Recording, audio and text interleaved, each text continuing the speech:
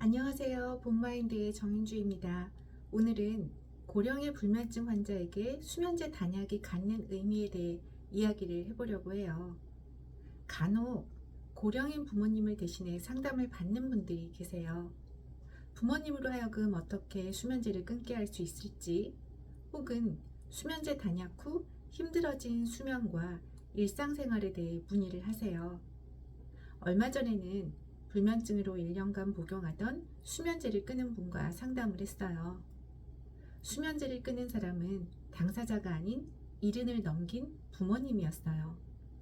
그것도 부모님의 자의가 아닌 자녀인 자신의 권유로 끊었다고 했어요. 어찌어찌 간신히 끊기는 했지만 그 후 힘들어하는 부모님 때문에 어떻게 해야 할지 모르겠다고 했어요.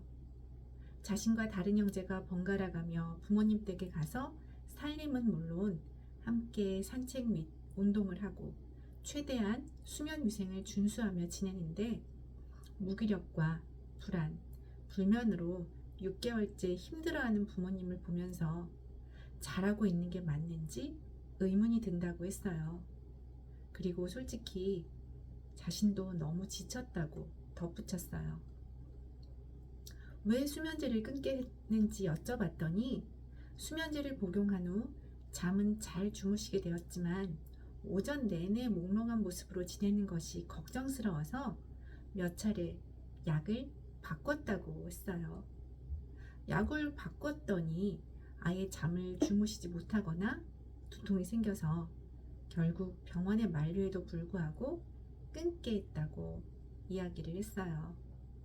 끊고 나면 조금 더 편해질 줄 알았는데 그렇지 않다면서 한숨을 내쉬셨고요.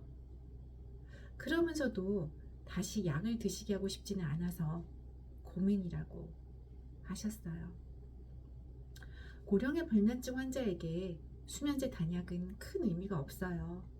70대는 물론 80대인 경우에도 수면제를 끊는 경우가 간혹 있지만 특별한 경우가 아닌 이상 고령의 불면증 환자에게 단약은 추천하지 않아요. 만약 제가 상담자라면 용량을 조금 줄이는 정도로 타협했을 것 같아요. 물론 줄인 용량에 적응하기까지 어느 정도의 불면과 부작용은 감수해야겠죠.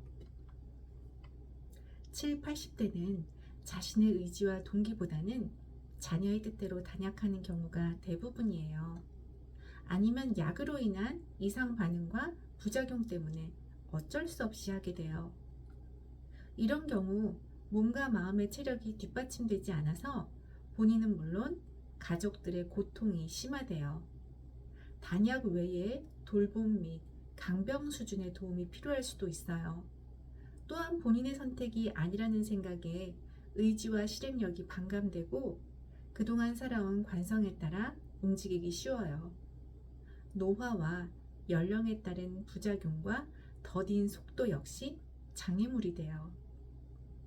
무엇보다 끊어야 하는 자신만의 목적과 목표가 명확하지 않아서 포기하기 쉽고 포기는 남은 삶에 대한 열정과 에너지, 일상의 즐거움과 감사를 감소시켜요.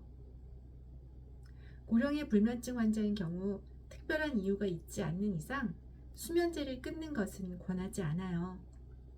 수면제의 도움으로 최소한의 수면과 일상이 유지되었다면 용량을 늘리지 않고 현 상태를 유지할 수 있는 방법에 집중하는 것이 최선이에요.